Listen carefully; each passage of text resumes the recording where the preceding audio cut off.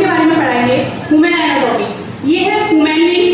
Human beings सबसे पहले start होता है स्कल से। हमारा स्कल यानी खोपड़ी। खोपड़ी में आपको ब्रेन देखने को मिलेगा। ब्रेन आप जानते ही हैं बच्चों किस किस काम आता है। हमारे छोटी मोटी एक्टिविटी के लिए ब्रेन रेस्पॉन्सिबल होता है, जैसे कि मुंह कब लगना, दिमाग लगाना, किस चीज को छूना है, किस चीज को नहीं छूना है, कई सारे डिसीजन लेने में ब्रेन काम आता है। उसके बाद आप ब्रेन में कई सारे पार्ट देखेंगे, जैसे बहुत सारे पार्ट्स होते हैं, साइलोरम, साइलोमेरम, ब्रेन स्टेम, मेड्यूला। ठीक है, इसके बारे में हम किसी दिन आपको पढ़ाएंगे डिटेल से, क्योंकि इसकी डिटेल्स बहुत बड़ी है जो हम आपको बाद में फिर किसी दिन पढ़ाएंगे।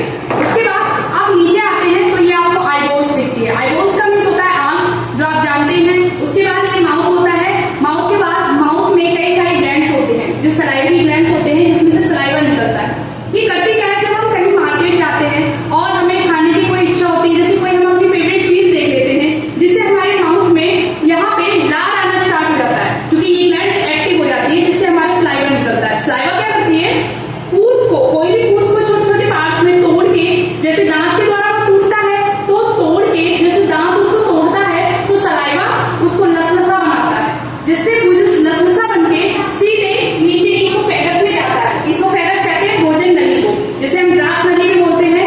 ये क्या करते हैं, जैसे वाटर को एक स्थान से, बच्चों वाटर को एक स्थान से दूसरे स्थान में ट्रांसफर करने के लिए हमें किस चीज की जरूरत होती है, पाइप की।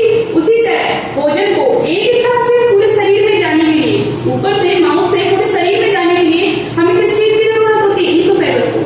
ठीक है, इसोफेगस के द्वारा भोजन पूरे शरीर में जाता है। और उसके बाद आप ये चीज देख रहे हैं, इसोफेगस ये है, ये है आपकी इसोफेगस। उसके बाद ये जो इसोफेगस है, यहाँ से इसोफेगस के बाद ये आपका लंग्स है। ये लंग्स, इसमें क्या होता है, ऑक्सीजन हमारे नाक के द्वारा जाता है। ऑक्सीजन जो नाक के द्वारा आती है इसमें फेफड़ों में, ये क्या करता है, ये हमारे रेस्पिरेटरी सिस्टम का एक पार्ट है। रेस्पिरेटरी सिस्टम यानी श्वसन तंत्र। ठीक है, इन दो लंग्स के अंदर हमारा छोटा सा हार्ट होता है। ये हमारा छोटा सा हार्ट कवर होता है। ये करता है, इसके बारे में छोटा सा हार्ट होता है।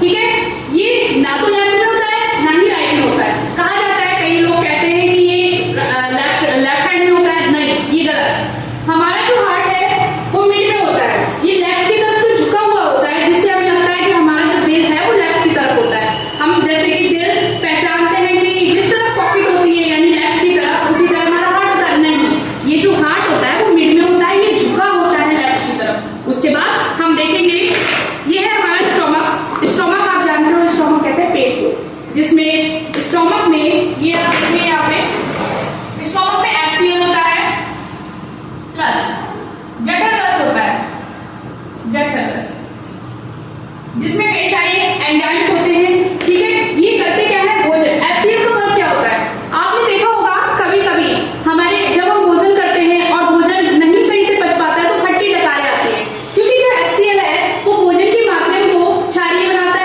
अम्लीय बनाता है, भोजन के माध्यम को अम्लीय बनाता है। और अम्ल आप जानते हो, एसिड आप जानते हो क्या वर्क करता है, एसिड खट्टा होता है, जिससे हमें खट्टी डकारें हो जाती है। HCl की मात्रा जब ज्यादा हो जाती है पेट में तो हमें खट्टी डकारें आती हैं। ठीक है, उसके बाद HCl क्या करता है, भोजन को सड़ने से रोकता है और इसमें छोटे छोटे जो बैक्टीरिया होते हैं उसे खत्म करता है। उसके बाद हम आगे बढ़ते हैं, आप यहाँ पे देखेंगे पैंक्रियास। ये होता है पैंक्रियास यानी अग्नाशय रस। इसमें अग्नाशय होता है, जिसमें अग्नाशय रस निकलता है। उसके बाद आप देखेंगे, ये जो है